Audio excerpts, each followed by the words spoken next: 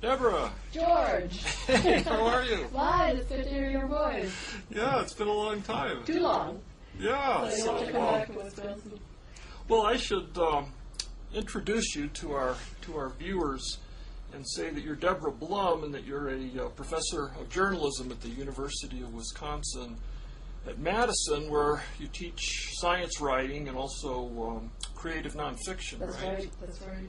Yeah, and the reason that, I thought I was thinking, well, who can fill in for John this week, because he's off doing some research on a war book or something. Oh. And I was immediately thought of you because I just finished reading this amazing book that you recently wrote on ghosts and science. And Oh, that's nice of you, George. Oh, yeah, it's really great. It's called Ghost Hunters, William James and the Scientific Search for Life After Death. And I was drawn to it, one, because John and I, in our conversations, William James just keeps coming up because he's so quotable. He is amazingly quotable. I'm never sure he would have been really easy to live with, but he's amazingly quotable. Yeah, he was apparently pretty intense, yeah. Yes. Of course, I guess his brother Henry, the novelist, was even worse. Yeah, I think they were a pair. I'm giving a talk at the home of Edith Wharton this summer. I'm on the lecture series there, and they said, when they asked me, they said, you can come and visit the bedroom where Henry stayed and go see the study where he and Edith talked about ghost stories. And I thought, well, it's interesting the places that science writing takes you. That'll be wonderful. Yes, I think it'll be really fun. And of course, the whole fascination of your book is you see this title and you think, William James, so it's supposedly part of the great tradition of hard-headed and British empirical science. Well, of course, he was American, but the American tradition grew out of that. And yet it turns out that he was intrigued by the idea that ghosts were real. And the reason I first picked up your book is because I noticed in one of the reviews that you talk about William Crook, or Crookes, who was one of the... Right?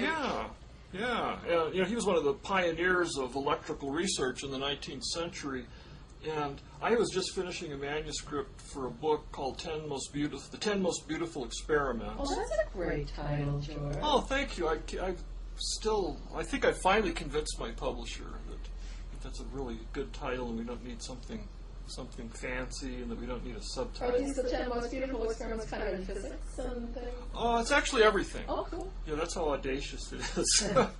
But, of course, everyone who reads it will disagree with me, which is part of the fun.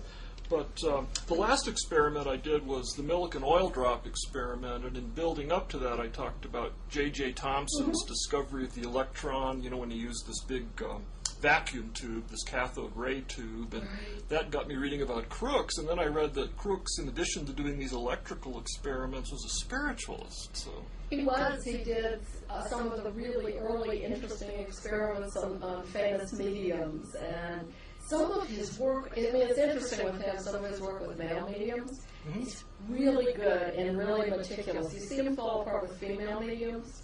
And I think that was his downfall. And it was after he stumbled into the female medium world that he kind of said, okay, this is a little too dangerous for me. Because he got himself in people thought he was having affairs with the mediums, and he wrote things about them. Getting too involved with the subject. Yeah, these young, beautiful mediums. Yeah, very involved, in fact. So.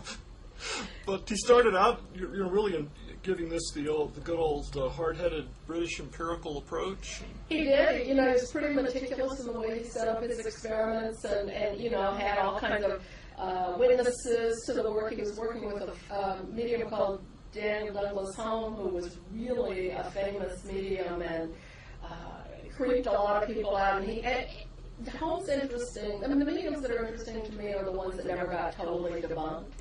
And so Home was a very famous medium. People were forever trying to prove he was a fraud, and no one was ever able to successfully do that. And so, really?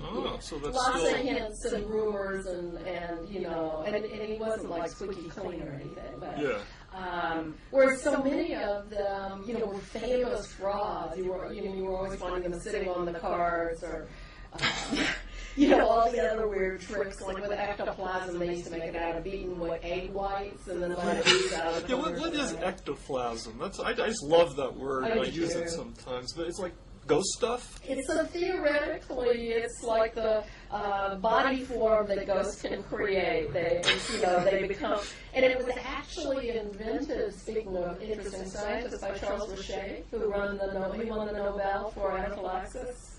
Oh, what's anaphylaxis? Like anaphylactic shock in the immune system, and he was the scientist, he was a French physiologist who studied the immune system, and he was the person who discovered the whole mechanism of shock, anaphylactic shock, working with different stings and things. And he won the Nobel, I'm thinking in 1914 or 15. But he worked with another medium who used to just sprout extra hands and things, right? You gotta love that. And he invented the word ectoplasm because he couldn't, what was it? And so I loved that about that period. They invented the word telepathy, they invented the word ectoplasm. The person who, Oliver Lodge, who was another sort of pioneer in wireless communication, was involved with that. And it's a fascinating time. It's really a fascinating time.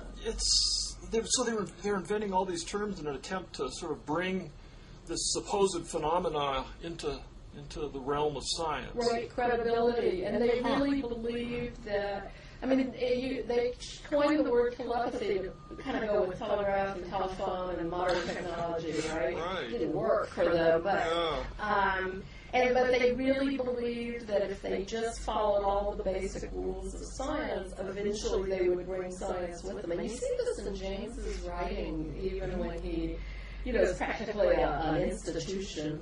That this is, the great frontier. The best work that science will ever do will be when it finally opens up and figures out this kind of science. This really is science. That was their constant theme. And in between ranting about what was wrong with science, that it wouldn't take them seriously. So it's a very different flavor from, currently we have people like James Randi that... the great debunker. Yeah, the great debunkers who just, show that, like the, what's his name, Uri Geller, that supposedly bends spoons with his mind. Yeah, right. And Randi and... there's some other scientists and mathematicians involved in that, and then they show how they did these tricks. Yeah, that's exactly right. No, it was a very different, that was what interested me about it. I think the ideas are really interesting. The idea that, there's nothing that science can't solve. And that everything, and I think what these guys really worked at, and were never able to prove, is that there is no such thing as the supernatural. What we're really talking about is the natural that we haven't been able to explain yet. So how do we explain this sort of unknown natural? And what they wanted to do was get, the natural scientists of the time to come in with them and figure out how to do that. And for a while, it really flourished. They had, Crookes, who was really a brilliant man, and Oliver Lodge, who preceded Marconi in the wireless communication work, and you would know him, Lord Rayleigh, John Scott. Oh, yeah. And Rayleigh was president of the British Society for Psychical Research. Yeah, he's a great, hard-headed physicist. Yes, and he brought J.J. Thomson with him to some seances. Rayleigh did. I read that in Thompson's memoirs. Yeah. It sounds like Thompson always really kind of... Yeah, he never went for it. And, who was the other person I thought? Well, and, of course, William James. But they had some really brilliant people, and for a while, they really engaged, I think, the popular imagination. You saw, like, Mark Twain saying, finally telepathy is credible, thanks to your guys, right? And they were all just really fooling themselves. Yeah, they were way over-optimistic about being able to change people's minds, and they were over-optimistic about... And this, I think, is fair. They were over-optimistic in thinking that you can somehow match science with whatever these peculiar phenomena are. If it's supernatural, by definition, it can't be approached by science, right? Right. That's what... And so, they just couldn't get the two things into the same box, and they kept throwing. And I don't know that you can. I don't know if you ever can. Yeah, it seems like presumably if they did find ectoplasm, then this would become part of science, and it would be natural and not supernatural, and maybe you'd have to come up with some new laws of physics, or nowadays you'd come up with tachyons or some kind of Right. faster than the speed of light particles. So you would really be subsumed into science, and then it wouldn't be supernatural anymore. And that's exactly right. And gosh, what was the guy's name? There was a German physicist for a while, George. I actually didn't put this in my book because it got more and more complicated. But he was convinced that mediums had somehow tapped into the fourth dimension. And he actually brought in a couple of famous American mediums to his lab in Munich, I think it was, and had them do their different, they were really tricks, to see if he could figure out how they were able to access the fourth dimension, right? So they really were thinking, if we can just get this right, we can peel away another layer of natural laws. That's, I mean, and of course they couldn't. And I mean, how could you? You had professional mediums, you had a huge wish to believe, you had this, post-Darwinian desperation about religion and faith. Now what would you mean by the post-Darwinian desperation? Well, Darwin was sort of a culmination of this sort of tension between, I always think of it as, the sort of tangible, measurable world, and that faith-based world in which you just believe without proof. Okay. And so there are all these scientists that were kind of, this can't be, please tell me this isn't everything. It's not all just the material world, and maybe there's another layer underneath. That's right. And, people talk that the whole idea of the mechanical universe, that everything obeys these kinds of ruthless laws, really rose in that post on the Origin of Species was published in 1859. Yes. And then, it wasn't so much Darwin, but especially some of his followers like Huxley came in and said, okay, and this is really the nail in the coffin of these sort of old-fashioned, dusty, supernatural beliefs. Yeah. And the universe itself, and if you read like Huxley's writings on agnosticism, you see this, the universe itself then is a machine, and we are just these small parts of this great machine. And we can fool. And so you got sort of, when I think of the post-Darwinian era, I think of this period in which scientists was becoming, science is the most powerful investigative tool we've ever developed. And science was coming into a sense of its own power in the late 19th century. And there were a lot of scientists who really wanted, they were almost crusaders about it, to say, we're going to define reality for you. And so you got, not just Huxley, taking on sort of religious ideas very directly, but people like John Tyndall, the physicist John Tyndall. And when he came to be president of the British Association for the Advancement of Science, he said, science now defines cosmology, step aside religion. I'm paraphrasing it, but he pretty much said, back off clergymen because we're the ones. So everyone really thought at that point, that was going to be the beginning of the big fade and religion would just disappear since it was, wasn't based on scientifically verifiable facts. And yet, of course, it has done nothing of the sort. It did nothing of the kind, because they underestimated all kinds of other things that go into why we believe, but they really took it head on. And as science was so confrontational, you saw, well, as you know, Alfred Russel Wallace, who was, a co-discoverer of the theory of natural selection with Darwin, he went off into spiritualism. He just couldn't bear the mechanical universe, and he couldn't bear, and this was the other part of it, what they thought of as an amoral universe, that a lot of the people who were involved in ghost hunting at the time saw not only the destruction of a belief in God, but the destruction of a belief in morality and the rules that govern morality, because, it was Victorian times, so it was on people's minds, but also, if you live in today. If you live in a machine, there are no morals to a machine. Yeah. And so some of the people who got involved in this said, well, let's use the tools of science, the very tools that are taking apart our belief in right and wrong and morality and a greater being. And let's use the tools of science to show that there are powers beyond what is measurable. And so, at a very minimal level, they saw this as the first step towards some kind of acceptance of powers beyond what we could measure or see or touch, and the acceptance of a reality beyond our reach. So just trying to show that science isn't everything. Science isn't things everything. that we can't explain. But did they think then that, right now, I think any scientist would agree that there's phenomena right now that science, in its current form, can't explain, but the assumption is that we just haven't figured it out yet. Right. That in principle, everything is explicable. Did they hope more that they would find that there were certain things that just you absolutely could not explain, or were they hoping to find out a way to measure them by maybe inventing new laws or use new energy forces? They wanted both. I think, they wanted to do such solid findings that scientists would at least say, the way we do with something like dark energy now. There's this inexplicable force, Right. but we know that it fits within natural laws, and we believe eventually we'll be able to define it. So they wanted science to see these phenomena in that kind of light. So ectoplasm would be like dark energy. Yes, in a way.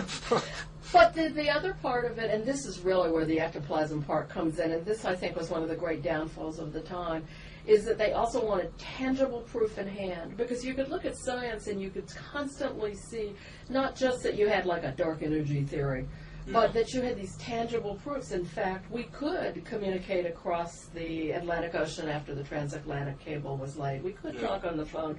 We could take photographs, all of these things. So that so the next step's telepathy. Right. So that is exact. They wanted the tangible proof. And so you found this huge pressure, but not just from science, George, but from, I think, the whole culture of the time, this sort of need to say, and our faith in these things can be proven in tangible ways. And hence, the professional mediums of the time responded, in ways that we find laughable. But with, ectoplasms and levitations and apports, right? Where you'd be showered with flowers. That was one of Alfred Russel Wallace was somewhere where bouquets fell on his head. That allegedly spirits threw on him. And so it seems like if they could have kept the mediums out of it, it would have been. It would have, and they credible. used to. My guys, I always think of the people I write about as mine, but my guys ranted about professional mediums. They just hated them so much, and these were people making a living, and they were giving their customers what they wanted, and their customers wanted to be able to touch the spirits, so they did that. It's very funny to think of them consorting then with these scientists like Crooks, and because it seems like they were really.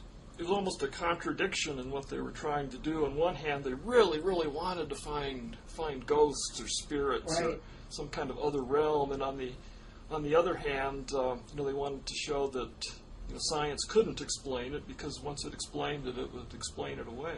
No, that's right. And so for me, the more interesting part, in the end, this group, William James and Crooks and Alfred Russel Wallace and Lodge and Richet and all of the people that I thought were really smart people.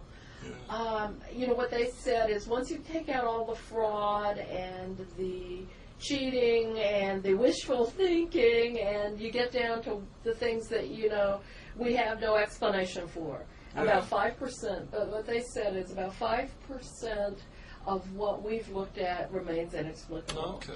And so that to me, when I was writing Ghost Hunters, was the question, so what's the mysterious 5%? And can I try to explain that? And what I found really interesting was then what I've come to think of as the everyday supernatural, not the performing, the Uri Gellers of the world, right? And the performing mediums. But the weird little experiences that people sometimes have that you can turn around and just say, and I have to say, interrupting myself here, I've never had one, right? Yeah. I mean, have never seen a ghost or had a weird psychic moment in my life. But I've listened to people tell some of these stories and thought, well, you know, you can run it through the usual intellectual hoops. Yeah. You know, we're prone to see pattern, we're prone to remember things better that have significance, all of the different things that happen.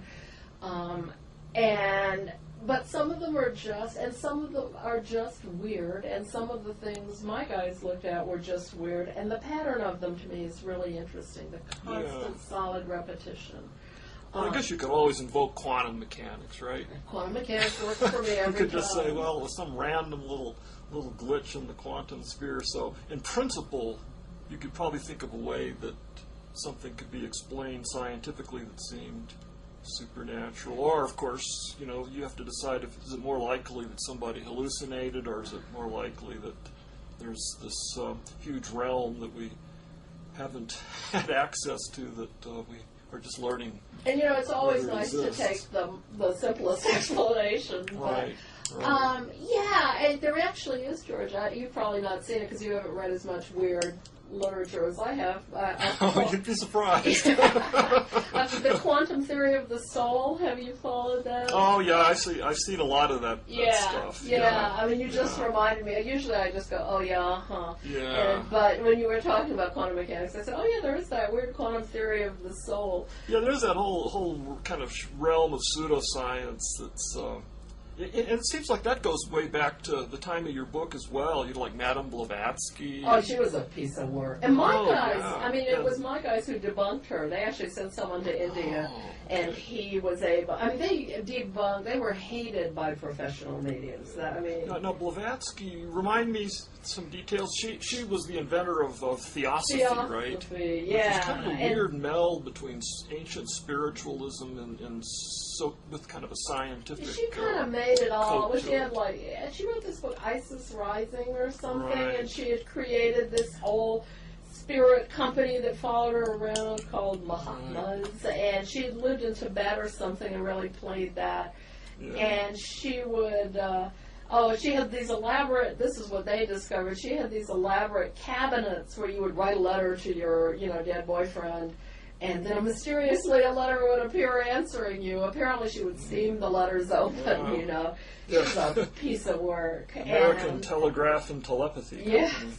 But she, I get the impression that she was one of the main vectors for this whole legend that Dan Brown later picked up in his books, where there's this ancient secret wisdom that starts back with the Egyptian god Hermes or Thoth, and then it was passed on to the Freemasons, and then to the Rosicrucians, and then and it fits into a lot of the really weird conspiracy theories involving secret societies, and Dan Brown just kind of picked up the template for his novel, but a lot of that was really rampant, I think, in that the late 19th century.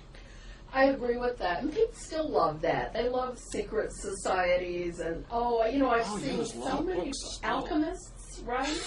Yeah. And so people speculating about what Newton really knew. So. Oh, right. Yeah. Have you seen that new novel, Ghost Walk? No, I haven't seen that. Oh, I mentioned it to John the other week. It's written by a British historian of science. And the plot revolves around Newton's belief in alchemy, and then his discovery of the refrangibility of light. And it's a murder mystery set in modern times in Cambridge that kind of involves a historian going back and trying to recreate these alchemical secret society connections that Newton supposedly had. You'd probably like it. I think I probably would too. Yeah. I think that kind of stuff's really fun. I'm a little disappointed, though, I have to say. The plot didn't hinge as much on disputes in the history of science as I hoped it was. Oh, I would have liked that better, I think. Yeah, at some point, she brings what appear to be ghosts into the story, and to me that kind of mucked it up. I wouldn't have done that. I think that was just some commercial decision. Let's get a ghost in Well, here. yeah, right. So, it would have been better to keep it ambiguous. I've been talking to a screenwriter who wants to do a screenplay based on ghost hunters. Oh, that'd be great. It would be cool. But he said to me, I've been talking to people in Hollywood, and he said, I'm afraid to make your book like really work. We have to have them actually just find the Walking Dead. Yeah. And I said, well, I'm a nonfiction writer, and I'm sure that if my book I had been able to find the secret diary of how they unlocked the underworld, I would have had a huge bestseller. Oh, yeah, right. Yeah, you could still write that. Yeah, right. But that's the hard thing about being science writers. It is. We're You're just constrained by the truth. stuck with reality every time. That's right. Yeah. Although your beautiful experiment book sounds cool. Yeah, it's fun, and doing that, it sort of made me sympathize with crooks, and I could see, as part of my research, I reenacted the J.J. Thomson experiment with the cathode ray tube, and that's cool. You can see the cool green cathode ray beam coming through the between the two plates of the tube, and I think the tube has helium in it, which is what gives the beam its color. And then you put a magnet up to it, and it kind of writhes around and dances. And I could just imagine people thinking, "My God, we found ectoplasm." Wouldn't that be cool? It would be cool to find It's very ghostly. ectoplasm. I think that would be pretty neat. So back then, everything was really kind of up in the air. And Crooks he did these experiments. It wasn't just that, but Crooks did these experiments with D.D. Home, and he published them in his own little journal. Yeah. And then some of the other scientists in England started a smear campaign against him. Mm-hmm. And they actually, they were writing anonymous letters saying that he had barely gotten into the Royal Society when in fact he'd been elected unanimously. Yeah. And then he collaborated with this guy who actually was an engineer who helped lay the transatlantic cable. And so then they said that, he was an incompetent scientist. So you paid a lot. That was the other thing that made me sympathetic is really cutthroat. Well, science is, but, the Royal Society, there are all these conspiracy theories to try to link it to the Rosicrucians. Is there really? Secret societies. Yeah. Apparently, I think a lot of scholars think it's based on kind of a linguistic misunderstanding. At first, they referred to the Royal Society. Someone referred to it as the Invisible College. Huh. And, that's a term that's still used today to refer to, groups of intellectuals that might be spread across the country or the world, and they don't actually have a brick-and-mortar place where they meet. It's especially true with the Internet. But the Rosicrucian secret society, very mystical group in Germany with kind of free Masonic kind of leanings, it also called itself the Invisible College. So a lot of people just assumed, the British Royal Society actually grew out of the Rosicrucians and are keepers of some of this Dan Brown style secret knowledge. And there's all kinds of crazy stuff out there, but for some reason I find it fascinating. Well, I do. Did you see, I was reading, it was about one of Newton's alchemical experiments, but it was talking about the relation to that and the Greek myths. Did you ever see that? No. Oh, it was this fascinating thing in which, I'm trying to remember this. It's one of his formulas is for a stone that he called the net. Mm-hmm. And it turns out that he had made notes. I'm going to say this wrong, George, but no one's taking notes. Okay. But he had made notes in which it had copper and iron. Oh, yeah. And I think iron I may have quoted that. Was Mars the god of war, and copper it's beautiful. It's very beautifully. Yes. Beautiful, poetic. Yes. And then when you actually work out the formula, you get a kind of netted hard material. Yeah. And the story involves Venus's husband discovering her in bed with Mars. I'm using the Roman rather than the Greek. Yeah, there were all these connections between mythology, and every planet was supposed to have some sort of resonance with a different mineral or element. And I love the Greek myths, so I thought to myself, well, that is so interesting. Was it that all those myths I read when I was a kid, were secret formulas? I really think you could have fun with that if you actually knew that was true. But secret formulas for what? A rock, So then you get kind of... Yeah, well, then there's the Philosopher's Stone, right? Yeah, that's right. You'll never die. The whole Harry Potter thing, right? Yeah. Well, I just found a quote from one of Newton's journals. I think he's actually transcribing another alchemist, but I was writing about this when I was writing a little bit about Newton in my book, and he says, in Saturn is hid an immortal soul, and Saturn usually meant lead. Each element resonated with the planet. Huh. But here apparently refers to antimony. And the immortal soul is the gas emitted when the ore is exposed to an intense flame. Oh, that's interesting. Yeah, and then he writes, to Saturn, Mars with bonds of love is tied, meaning that the iron is added to the antimony. And then, who is by him devoured of mighty force, whose spirit divides Saturn's body, and from both combined flew a wondrous bright water, in which ye sun doth set and loose its light. Huh. And that meant the sun is metallic gold, and here it's immersed in mercury. And then he goes on with Venus as a shining star embraced by Mars, which meant that Venus was copper and it was added to the mix. And the result was supposed to be the production of the philosopher's stone to turn lead into gold. That's really interesting. So this is the same Isaac Newton that then later comes up with the Principia Mathematica. I know, isn't that amazing? Well, maybe you look at William James, brilliant philosopher. Yeah. Maybe you just need to go way beyond your reach for a while, too. Yeah, just bit by bit, science was kind of emerging as this freestanding method of inquiry, and with Newton, you still see it all totally muddled up, and I guess at the time of Crookes and James, it's almost emerged, and yet they have to deal with this fact that most people seem to believe in ghosts, including some of the scientists. But look at Edison. I mean, Edison eventually tried to build a ghost catching machine. So, you know, I mean, he like in the early 20th century was there's nothing.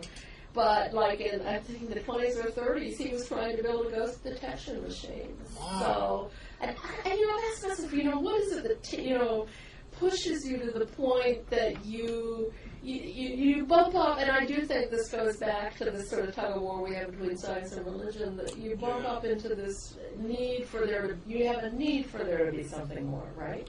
Yeah, it reminds me a lot of some of the current science and religion literature, and again, this is something that John and I maybe have mulled over too much, but it's just such an endless subject. People like John Polkinghorne, who's both a retired high-energy physicist and an Anglican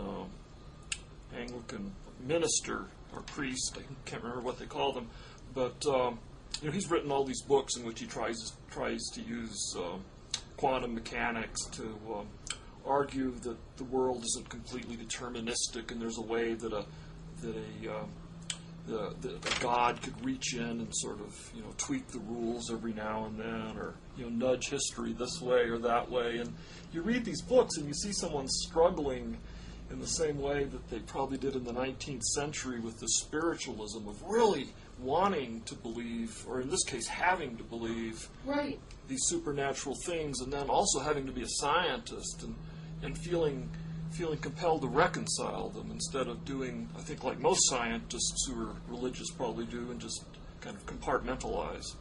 Yeah, I think they do compartmentalize, but I think beyond it is this, this inability to say this is as good as it gets, right? Yeah. This is all there is. So. Yeah, and there's always that whole thing that maybe science can, in principle, explain this, but there are things that are still up in the air. So I think that's always going to give people this little territory where they can step in and say, well, this is the supernatural. But don't you think, George, also it's a matter of the fact that we're really talking about two different kinds of belief systems? And one of the reasons that, you can put every bell in the whistle in the world on science, and it can uncover, evidence, fact after fact after fact. Yeah. But in its own way, it's a belief system for how you measure reality, and religion is a different belief system for same. I'm not saying they're exclusive, but I know what you mean. But you can't necessarily. I do think, like if you went back to Tyndall, or Huxley, that they saw science as replacing religion. Right. And I think that's gotten science in a lot of trouble. Yeah. I mean, that was sort of the theme of my book, Fire in the Mind. And the subtitle of that was Science, Faith, and the Search for Order. Yeah. And I was trying to show that science and religion both grew from the same human drive or compulsion to find order in the universe, even if it might not really be there. I think that's exactly right. And I think when you're looking for, you do hear people say, why can't they, the religious right get this? Yeah. George, I'm going to turn off my cell phone. Oh, okay. That was what that music was. Sorry. Oh, yeah. Nice ring. Yes. Louisiana girl plays when the Saints come marching in, but I'm going to be really tired of that song. I think, that kind of, in the same way that I think my guys were very naive about the fact that they could, create a supernatural science. I think the scientists of the time were, and still today, are naive about the fact that you can somehow have science completely wipe out centuries of faith. And I ask myself, I've heard people debate whether, say, a Richard Dawkins does science, is helpful or harmful. Right. And I think you could argue that either way.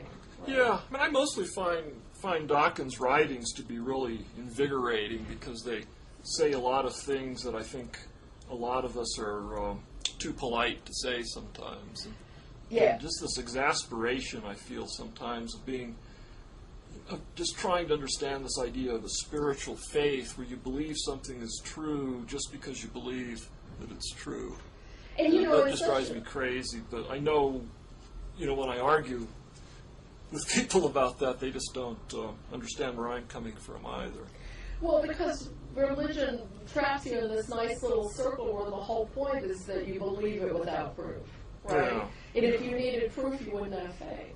Yeah. You can never, it's like a perfect wheel. So. Well, the fact that you can't prove it makes it that much more likely to be real because it tests your faith even more. And, that's right. And there was kind of an interesting thing in the, Stanley Fish, the deconstructionist guy, has been writing a blog on the New York Times website, and he got into that in kind of an essay review of Dawkins' book and the more recent one by Christopher Hitchens called "God Is Not Great" or something like that. Yeah, I think that's right. I'd kind of like to read that. Yeah, it might be interesting, but Dawkins, I already knew what he was going to say, but I still kind of enjoyed the book. We had him out a couple of years ago. Coincidentally, John Horgan, who I hadn't seen for years at that point, and I were brought out to Cambridge, England, by the Templeton Foundation there's something called Cambridge Templeton Fellowship in Science and Religion. Yeah, I've kicked around applying for one of those. Oh, you should do it. It's a great deal. I won't talk about it on our talk now, just because John and I've kind of gone over it probably too much, but I'll fill you in later. It's really a good deal, especially being there where Isaac Newton was and molding all these questions. But I knew from then that because Dawkins came out there and gave a talk, and he was kind of the poster boy atheist, because it was mostly scientists who were also religious, and I think in every case except maybe one Christian, and they were trying to reconcile their religious beliefs with their science. So it's probably something that's not going to end. But to me, where it gets really questionable is in these prayer studies, the recent one. I thought they were too impressive on the power of prayer. No, actually, it came out that if people prayed for you, you were less likely to have a good recovery from your heart surgery. Because it puts on all this pressure, I guess. But interestingly, I was just talking to this guy that I met a couple of weeks ago at our Santa Fe science writing workshop, and he was actually a doctor who was involved in one of these studies, and he was describing, how there was this big debate about whether they should come out with this data that seemed to undermine their whole case that prayer was this real scientifically. That's what they really wanted to show, obviously. They pretended. Yeah, they pretended that, this is fine because it just, shows that prayer is even more mysterious and the ways of God are mysterious. But this guy was saying that, well, no, actually, they were just really taken aback, and then they really debated, not releasing the results and doing some more experiments, because maybe if they tweaked experimental setup a little bit this way or that way, they could indeed show a statistically significant recovery rate for prayer. I mean, that to me just seems like a parody of this whole Well, I agree. attempt. Tweaking the data to get what you want is not science. Well, I don't mean that they were going to do that in any dishonest way, but it's just like a scientist, who has a pet hypothesis and the experiments don't bear it out is naturally going to think, well, maybe I did the experiment wrong. Right. So, and anyone who's tried to do an experiment knows that they usually don't work. Right. So it takes a real fine hand. So I think they were honestly trying to convince themselves that the experimental setup wasn't good and that the phenomenon was really there. But in the end, to their credit, they did come up with the data and then put a positive spin on it.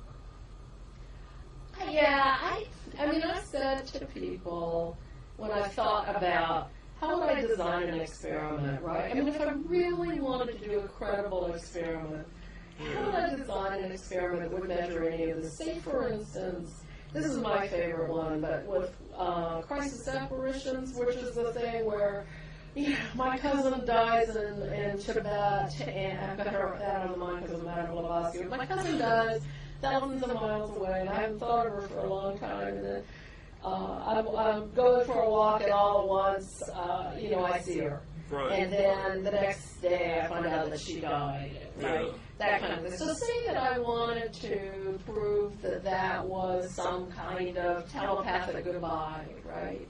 Yeah. How would I do that? Yeah. And so I actually came up, the best experiment I could come up with is that I put about, 10,000 people and hermetically seal them off. And then I randomly killed their relatives. Oh, okay. Yeah, see? And meanwhile, they're all monitored up some ways to see if among this 10,000, one of them gets a telepathic message, totally controlled. Why not do it? And, now, there's ethical committees there in would the be, university would the you have to take IRB this let me to get away first. with that? I'm not too Yeah, sure. I don't know. I mean, it'd probably settle it, but God, and then someone would have to replicate the experiment? Yeah, that's right. So another 10,000 people, their relatives, heartlessly killed. Maybe we should just leave this alone. Yes, so, unlike any volunteers, but the fact is, if you really credibly wanted to figure out, and I think the same is true with, prayer, right? How do you credibly control that, right? Yeah, I know it's silly. Our measure, presumably if you believe that prayer is something real and you're actually sending signals to a supernatural being, and the supernatural being is keeping track of all these with some kind of, amazing information processing software and responding to prayers depending on, how many people are praying for this person. Or randomly just hitting the delete or randomly hitting buttons. You'd have to believe that some signals were being sent through some kind of medium. So you could try to come up with, I once jokingly dubbed these Spiritons. So Spiritons are these particles that carry spiritual messages, whether they're prayers or telepathic or clairvoyant kind of visions. And you'd have to have a meter that measured spiritons somehow. But the only way you could make a meter is out of matter and with energy, and you design it according to the laws that we already know. So if you did measure these spiritons and it went click, click, click, click, you'd be able to explain them within the current framework of science, because it would be embedded into the theory of your meter. Right. So it's all, I like Spiritons. Would you make one? Yeah, I will. I'll send you a whole stream of quantum Spiritons. And you won't even have to tell me. I'll just know when they arrive. Yeah. Right. I wanted to talk to you about something else, too. John asked me to be sure to mention, or to be sure to ask you about monkeys. Oh, Because in sure. addition to ghosts, you've Yeah, that's right. written a very well-known book called The Monkey Wars, and it reminded me of it when we were talking about the ethics of doing your rather gruesome My thought experiment. your gruesome thought experiment, and some of the experiments with chimpanzees, actually. And I should back up and say that you won a Pulitzer Prize in journalism for a series of articles that you did for a newspaper in California Right. about the monkey wars, which became the title of the book. And could you just talk a little bit about what you found and Sure. what the story was? Hang on, I'm just going to turn it off. Sure. Oh yeah. How are you feeling? Oh, pretty good. Good. The usual summer allergies. Me too. Yeah, I live on Claritin or Yeah. near Claritin.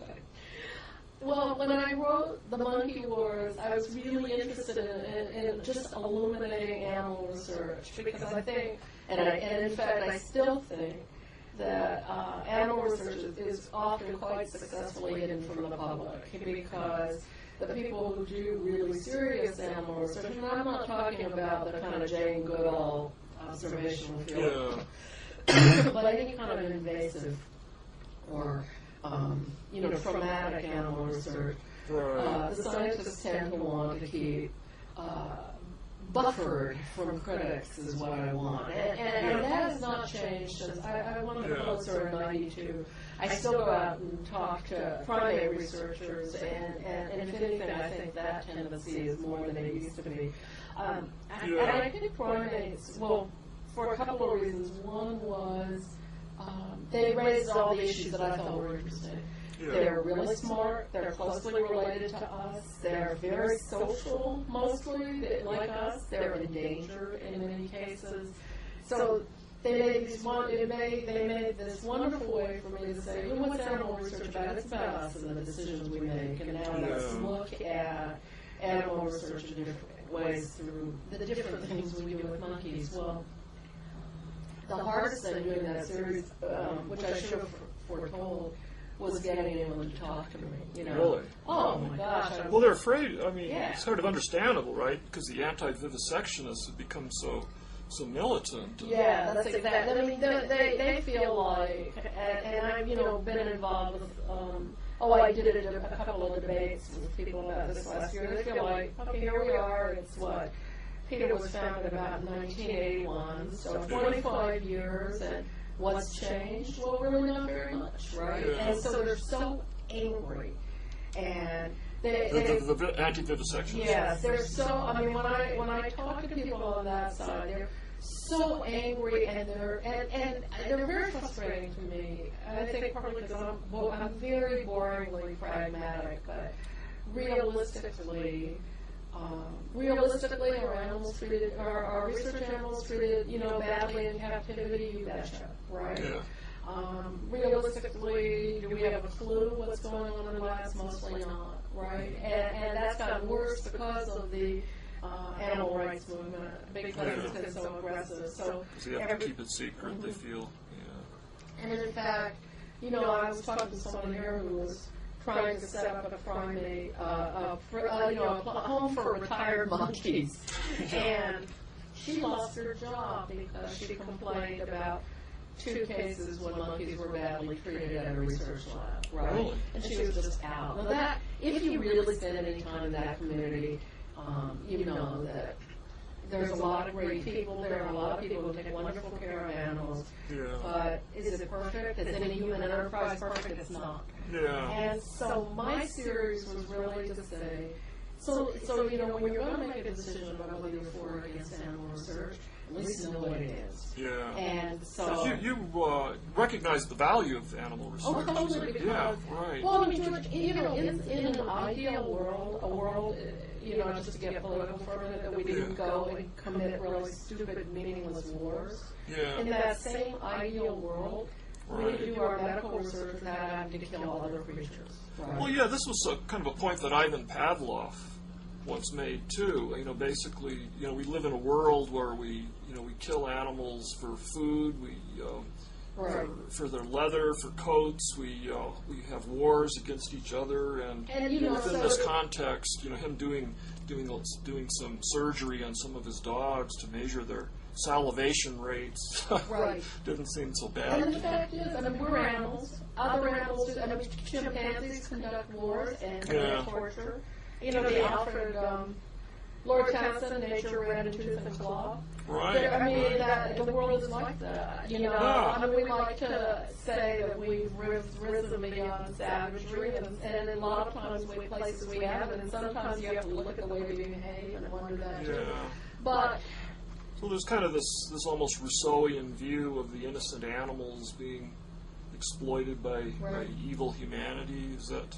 Well, yeah. I mean, I think that's certainly the kind of feeds the PETA kind of. Yeah, and in fact, this debate, I was helped chair a debate between the guy who runs the Animal Care and Use Committee here and a very militant animal rights activist here last year, Madison being home to many such, right? Oh yeah.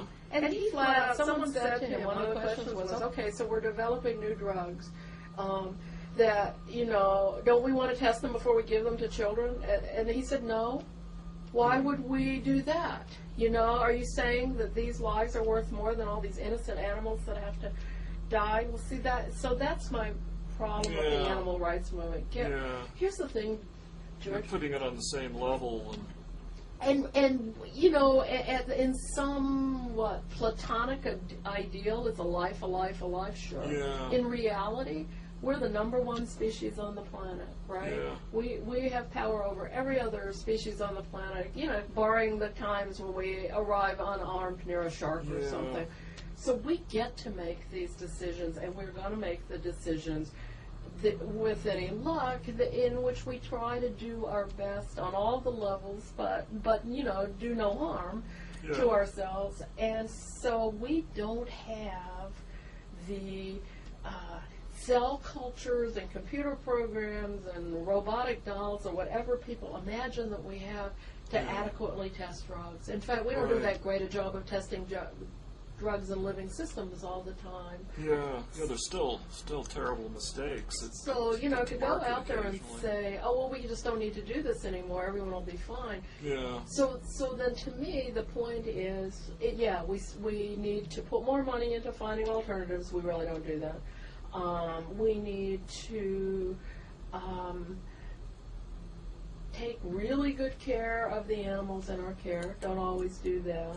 Yeah. And we need for animal activists, and you know, you can never cross this divide, to acknowledge that we're going to be doing animal research for a really long time. Yeah. We have learned some wonderfully valuable things about it, and that if you really like animals, put your energy into making sure those animals get good care.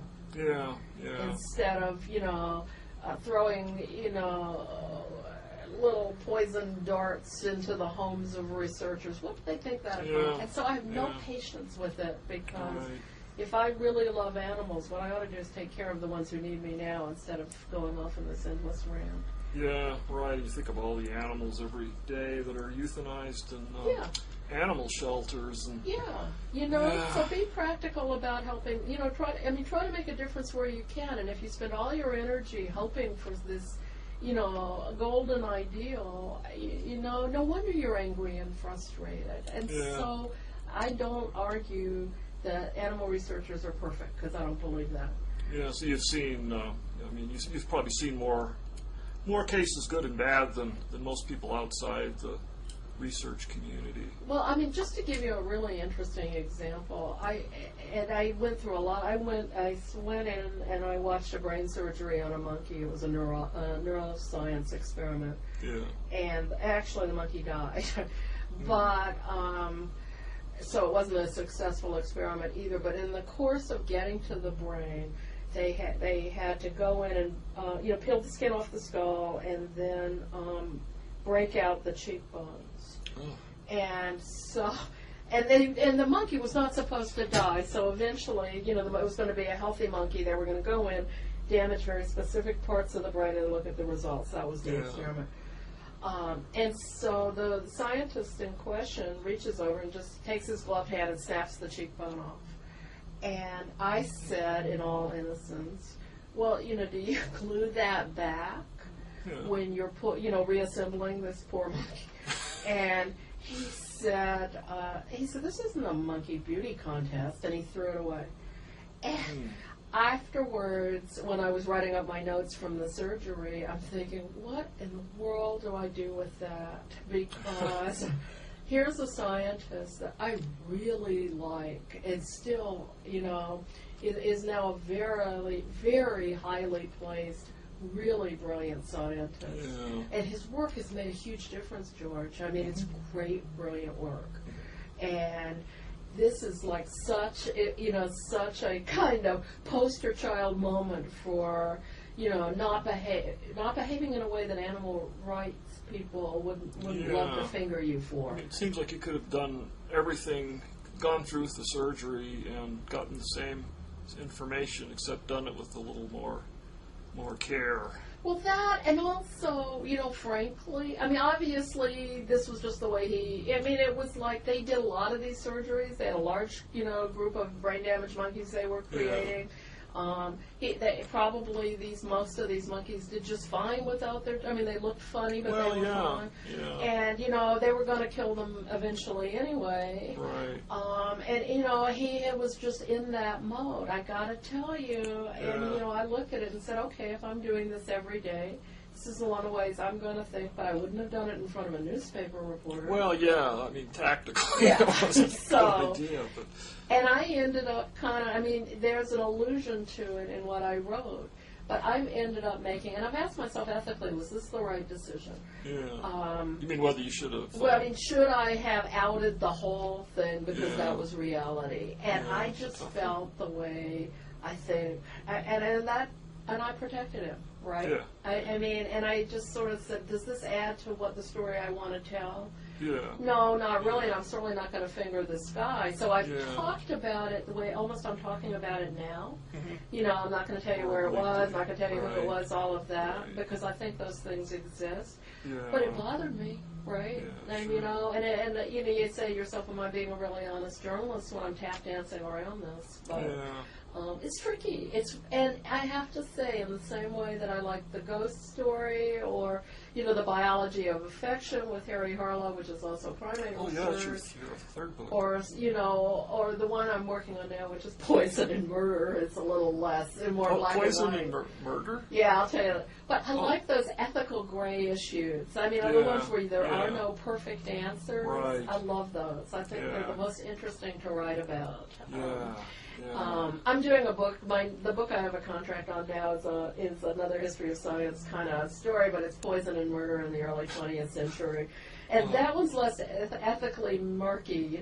Are you for killing people by poison, or are you against it? This was the criminal justice system doing this, or I've always liked. I'm an old murder mystery buff, and so my agent said to me, at one point, she goes, well, you're really interested in poison. Well, this is really, she said to me after I did the ghost book, she said, so you're finally at a point in your career where you can sell a book based on a 2-page proposal. Why don't you do something you like poison? And I went, and I thought to myself, poison? I had never thought about writing that book, but it was the 2-page proposal, George. I said, oh my gosh, I can write a 2-page proposal and sell a book. I've got to do that. Boy, was that a stupid idea. Now you have to write the book.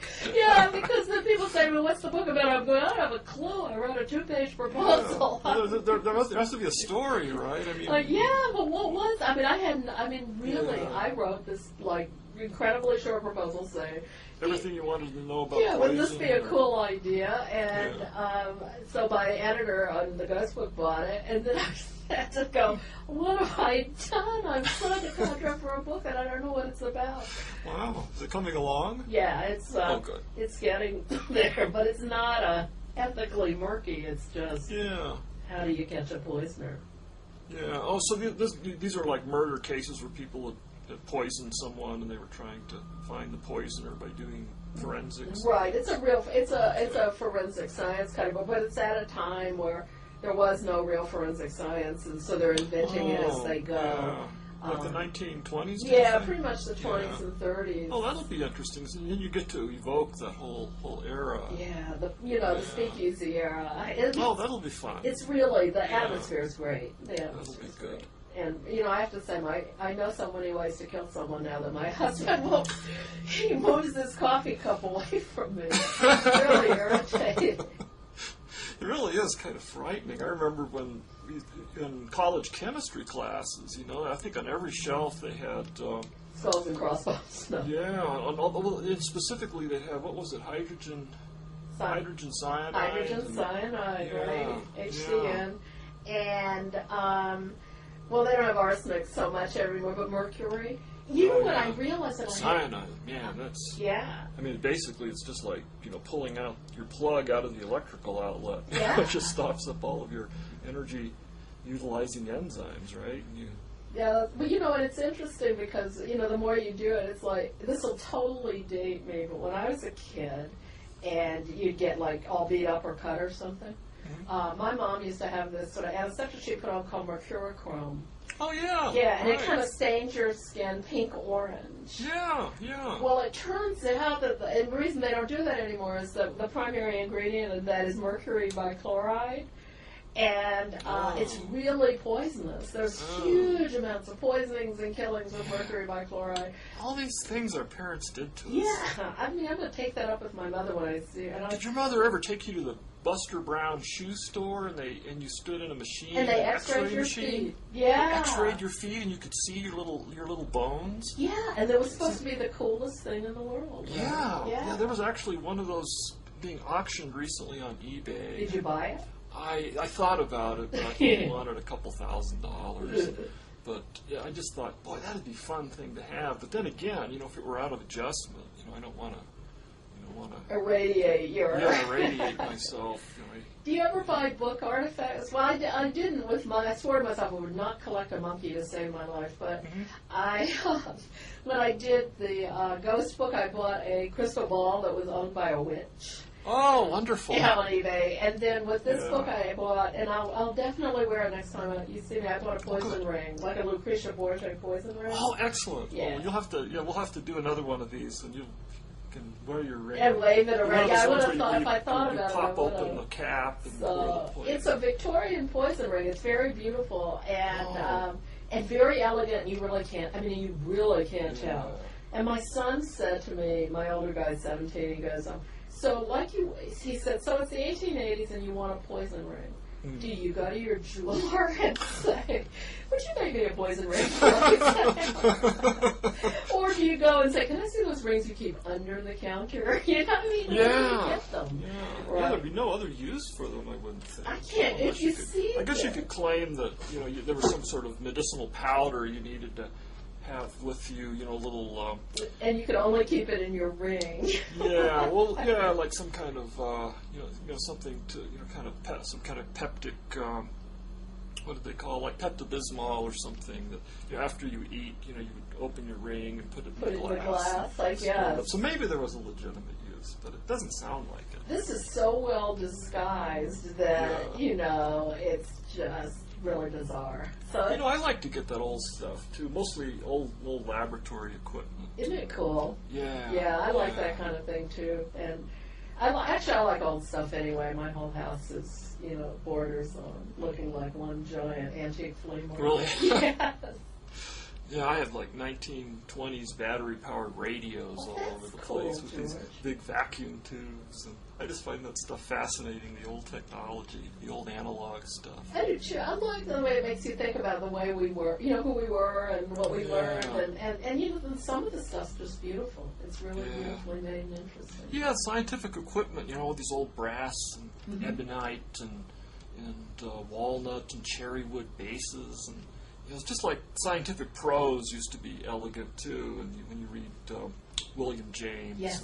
Oh yeah, he wrote beautiful. And you know, he complained about that. Did you ever hear him write all his snotty stuff about brass instrument psychology? No. Yeah, because what did he mean? Well, he meant, you know, you're so interested in measuring and quantifying the human personality that you miss the good stuff, right? And he was really talking about, oh gosh, the German guy, why am I not? Oh, yeah. Wundt.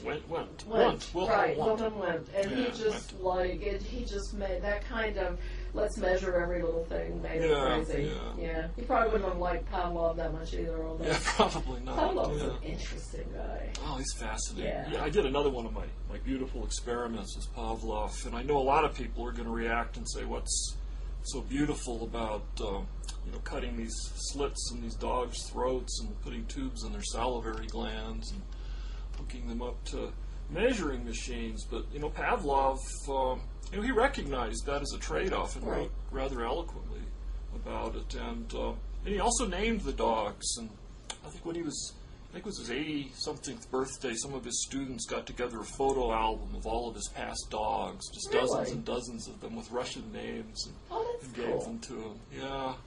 So, well, when I was doing the Harry Harlow did a lot of monkeys, speaking of monkeys again, but with sort of looking at emotion and connection and the parent-child relationship, and later when his initial experiments were fairly, just establishing that children need a loving parent and all of that. Then he got into which was a radical thought at the time. Which was because, psychology didn't use the word love, and the idea was that you should teach your children to be upright and independent and not comfort them because that would make them or hug them or kiss them or anything that would soften them up. Right. And he did a lot of work, basically showing that was a crock. But then, he started getting into the darker, but, not everyone gets love and affection. So what happens to you? And some of his experiments, are horrifying when you read about them. And he was also an elegant writer, and he didn't use jargon very much. So, they're very visual papers. But his work, especially with abused kids, rewrote the textbooks on dealing with abused kids. And so I'll say to people, it's the same with Pavlov. Those kind of experiments bring you to a point where you say, okay, what am I willing to pay for this knowledge, right? How much, what exactly am I willing to give to know this thing? And when Harlow did his monkey work, the zeitgeist in psychology at the time was that you just couldn't do observational studies with kids because they would say, it was right in the great eugenics rush, oh, well, those are genetically inferior kids that need affection, right? And they did say that. Or there was actually a couple of great films done in England that were brought over, and they said, oh, well, American kids are so much, So that it wasn't until you got into the controlled primate experiments that everything became undeniable and you could start sort of counteracting that. Would anyone say, yes, I would like to see little monkeys physically abused by, these machine kind of things, which he did some of, but no.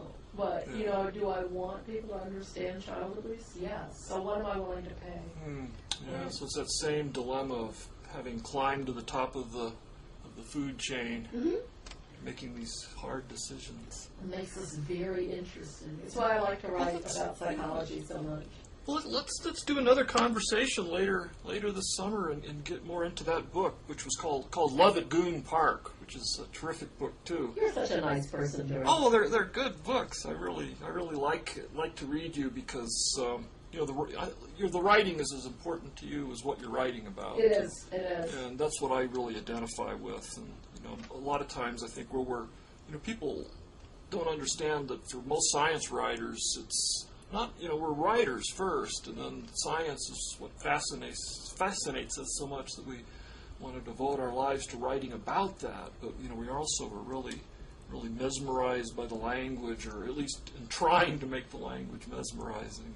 I'm glad to hear you say that, because I do think that writer first, right? And I think that you have to be a writer first to make science beautiful or fascinating or provocative to people who don't have that affection for science. Yeah, it takes language. We don't have mathematics as our tool, That's so right. we have to use language, metaphor. Oh, that's exactly right. Well, that'd probably be a good place to end. We actually, amazingly, more than an hour has flown by. Yeah, it went fast. This has really been fun. Yeah. Well, let's do it again, and I'll talk to you after we turn off our cameras here. Okay.